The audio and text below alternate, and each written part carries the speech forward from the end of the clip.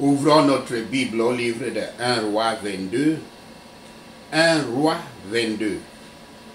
Danger des amis inamicaux, des amis hostiles. Danger des amis inamicaux. 1 Roi 22, versets 1 à 14. Josaphat se ligue avec Achab. La même facilité de caractère qui amène certaines personnes pieuses à entrer en amitié avec les ennemis déclarés de Yahweh la rend très dangereux pour eux. Ils seront attirés à faire un clin d'œil ici à une conduite et là à une conversation auquel ils devraient protester avec aversion. Partout où un homme bon va, il doit prendre sa foi avec lui et ne pas avoir honte de la posséder quand il est avec ceux qui n'en ont aucun égard. Josaphat n'avait pas laissé derrière lui à Jérusalem son affection et sa vénération pour la parole de Yahweh, mais plutôt l'avouait et l'a déclaré et s'efforçait de l'amener dans la cour royale d'Achab. Achab envisage de prendre la ville de Ramoth-Galate des mains du roi d'Aram, le roi de Syrie, le nom actuel. Josaphat est un partenaire subalterne en alliance avec Achab.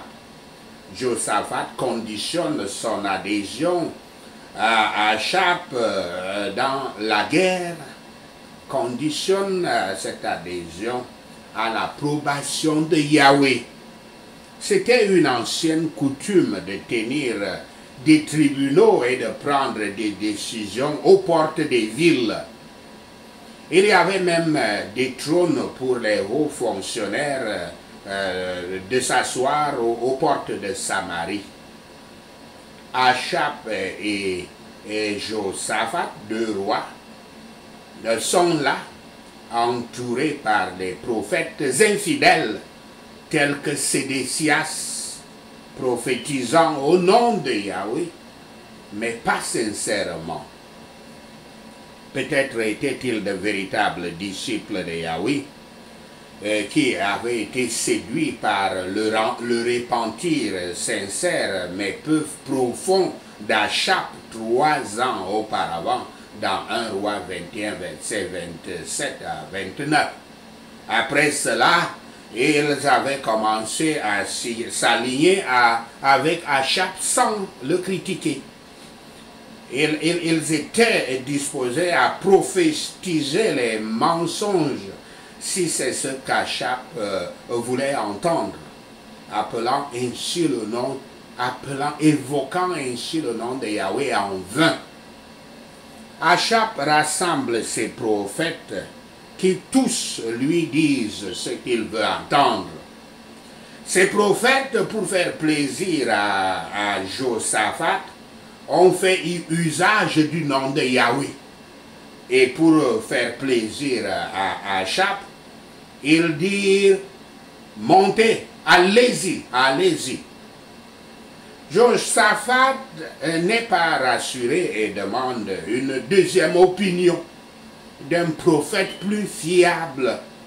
Josaphat aime entendre Makaïa, on peut le traduire par Miché, mais Makaïa qu'Achab déteste parce qu'il n'a jamais prophétisé une bonne chose pour lui, dit-il.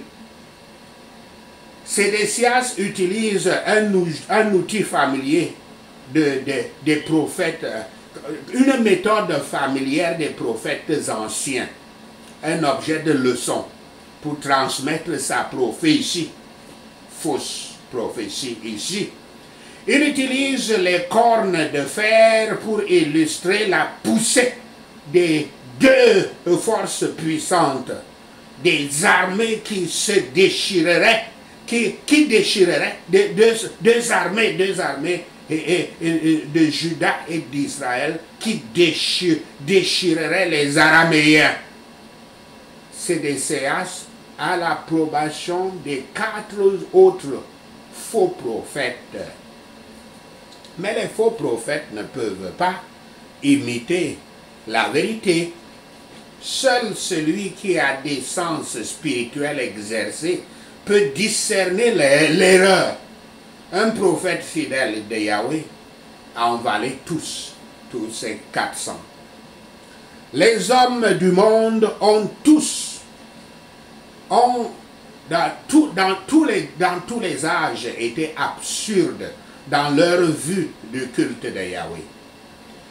Il voudrait que le prédicateur s'inscrive dans sa doctrine à la mode des temps et au goût des auditeurs. Et pour ajouter à tout cela l'expression, je cite, « Ainsi dit Yahweh »,« Ainsi parle Yahweh », fin de citation, aux paroles que les hommes ont mis dans leur bouche. C'est cela le rôle de celui qui a été envoyé d'aller appeler le prophète Micaya. Ils sont prêts à crier contre un homme aussi grossier et insensé qui n'a pas de scrupules, à ainsi essayer de sécuriser, afin d'essayer de sécuriser leurs propres intérêts et de tromper les autres. Dans cette scène dramatique, vient Micaya, qui veut dire en hébreu celui qui est comme Yah, le prophète fidèle en haillons et en chaîne, en prison, que nous voyons au verset 26. Le messager qui l'a libéré lui a dit ce qui se passait et lui a conseillé de répéter un message de base. Michée lui assure qu'il répétera simplement ce que Yahweh lui dit. 1 Roi 22, verset 15 à 28, Michée prédit la mort d'Achab. Michée, Micaya, imite d'abord les faux prophètes. Le roi Achab reconnaît le ton moqueur de la prophétie de Michée, Micaya, et exige la vérité. Michée change maintenant son ton de moquerie à un ton sérieux. Il dit que non seulement Israël sera vaincu, mais aussi que son chef, son berger périra.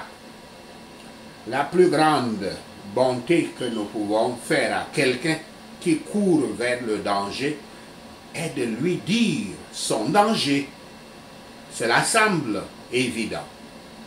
Pour laisser le criminel endurcir sans excuse, le cœur du criminel s'endurcir sans merci, et pour donner une leçon utile à d'autres, Michée, Micaya a raconté sa vision qu'il avait reçue.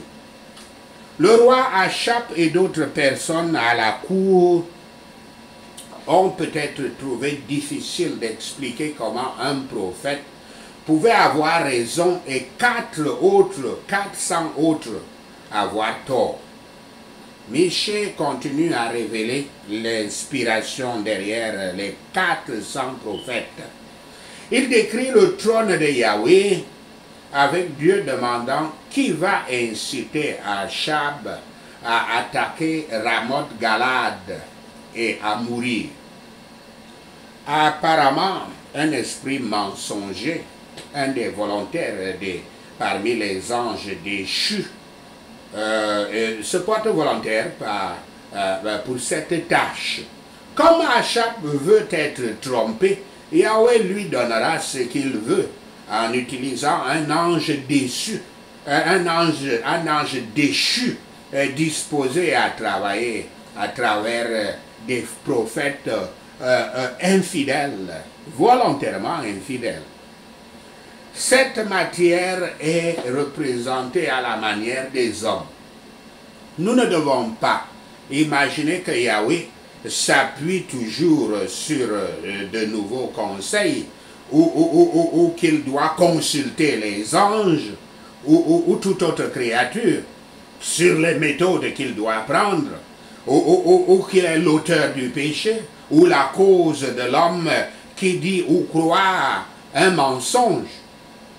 Comme dans Job 1 et Job 2 avec Satan, ce que nous voyons ici, c'est Yahweh accordant à un esprit impur l'autorisation d'aller tromper les prophètes corrompus. Michée, Micaya, n'a pas encore retourné la gifle de Sédécias, puisque Sédécias se vengeait de l'Esprit Saint, comme ceux qui savent peu sur les opérations du Saint-Esprit le font. Le vrai prophète l'a laissé convaincu de son erreur par l'événement. Le prophète Micaya, Michée, a dit « Marquez mes paroles. Marquez mes paroles. » Fin de citation. Ceux qui ne veulent pas voir leurs propres erreurs corrigées par la parole de Dieu ne seront pas trompés par les jugements de Yahweh quand il sera tard pour eux. Nous, les disciples du Christ, les chrétiens véritables, nous devons avoir honte de ce que nous appelons les épreuves. Si nous devions considérer ce que les serviteurs de Yahweh ont enduré, pourtant ce sera bien si la liberté de la peine ne se révèle pas plus dommageable pour nous, car nous sommes plus facilement attirés et submergés dans l'infidélité et la conformité au monde, au lieu d'être éloignés d'elle. 1 Roi 22, verset 29 à 40. Mort d'Achab. Achab avait l'intention de trahir Josaphat, le roi Josaphat, de l'entraîner au danger afin de se sécuriser lui-même. Voyez ce qu'ils obtiennent, ceux qui se joignent à des hommes méchants. Comment peut-on s'attendre à ce que celui qui a été faux envers son Dieu soit fidèle envers son ami? Si vous êtes chrétien et vous voyez quelqu'un qui prouve qu'il est incroyant, vous ne pouvez pas vous attendre à ce que lui, il soit fidèle à vous.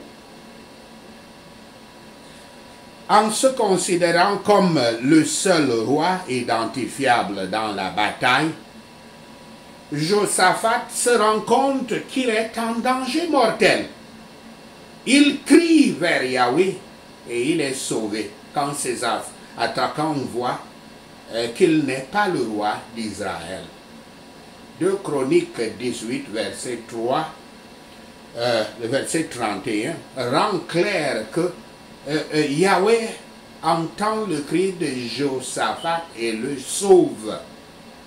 Souvenez-vous dans 1 Roi 21, verset 29, que Yahweh avait dit au prophète Élie, je cite, « As-tu vu comment Achab s'est humilié devant moi? Parce qu'il s'est humilié devant moi, je ne ferai pas venir le malheur pendant sa vie.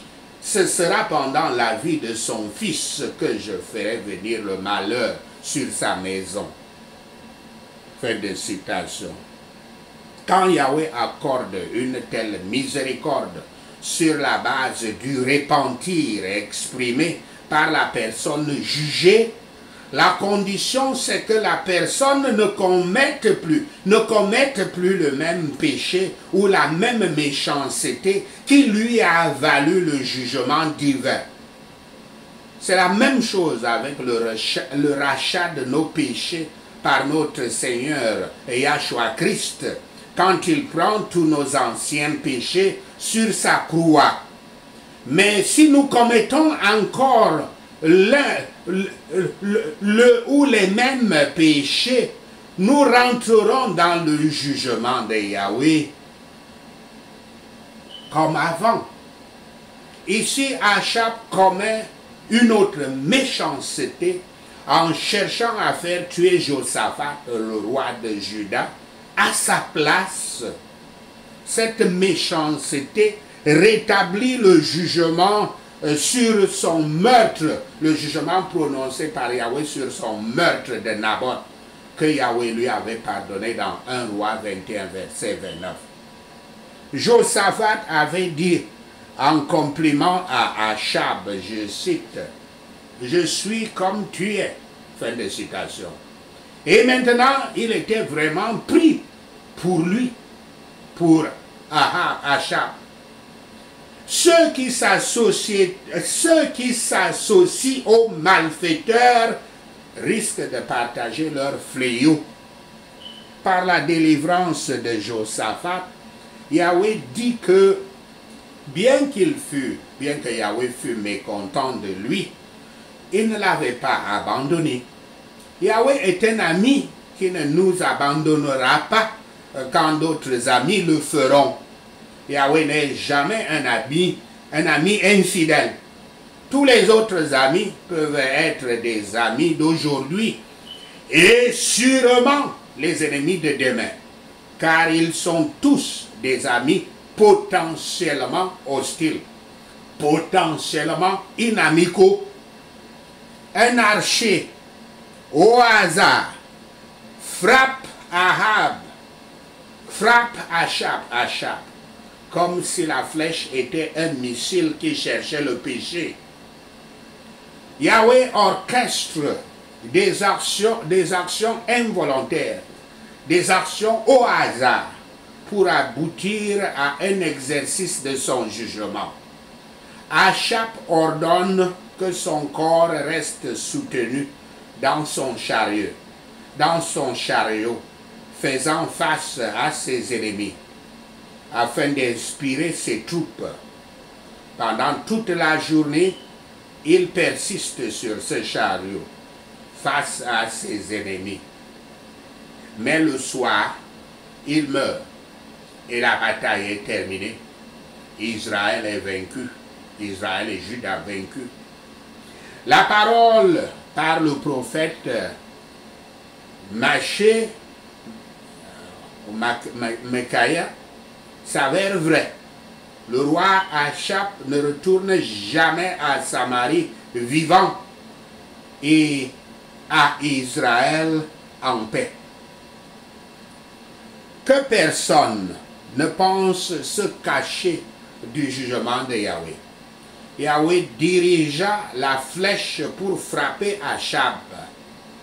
Ceux que Dieu a condamnés à mort ne peuvent pas s'échapper vivants. Achab a vécu assez longtemps pour voir une partie de la prophétie de du prophète Micaya s'accomplir, mais aussi la prophétie du prophète Élie. Il a aussi eu le temps de se sentir mourir. Avec quelle horreur il devait avoir pensé toute la journée sur ce chariot, se souvenir de la méchanceté qu'il avait commise. Quand les soldats vont laver le char d'Achab, les chiens lèchent le sang. Ceci est l'accomplissement de la parole de Yahweh par Élie dans 1 Roi 21, verset 19, où Élie avait prophétisé que les chiens lécheraient le sang d'Achab et le sang de Jézabel. Cela s'avère vrai, mais pas à l'endroit où Élie avait dit que cela se produisait. Il avait dit que cela se produisait dans le champ de Ramoth. Mais plus tard, nous allons voir comment cela s'accomplit. Une autre prophétie est également accomplie dans la mort d'Achab. C'est la parole du prophète anonyme dans 1 Roi 20, verset 42. La parole sera laquelle Achab avait épargné la vie de Ben-Hadad aux dépens de la sienne propre.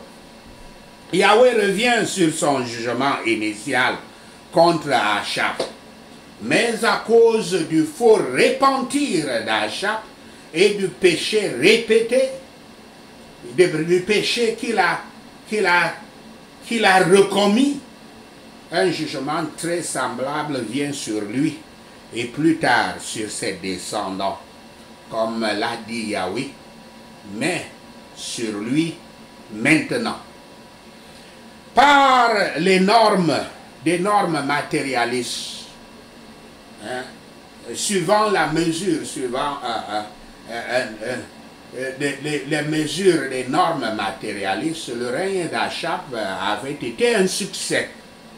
Il avait généralement connu un succès militaire et avait joui d'une économie généralement prospère. Pourtant, spirituellement, son règne était un désastre, l'un des pires jamais observés en Israël. 1 Roi 22, verset 41-50, le bon règne de Josaphat sur Juda. Le règne de Josaphat semble avoir été l'un des meilleurs, tant pour la piété que pour la prospérité. Il avait plu à Yahweh et Yahweh l'avait béni. La seule accusation, cependant, contre lui, c'est celle selon laquelle il ne supprima pas tous les hauts lieux où les idoles étaient adorées. Et c'est une grave lacune.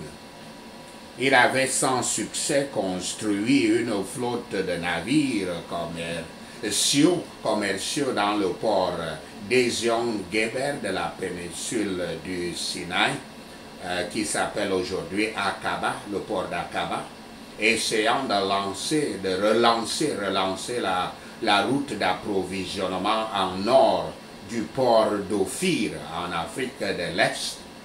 Cette tentative de recommencer l'activité de son père, Salomon, était un échec au fur et à mesure que ses navires se brisaient.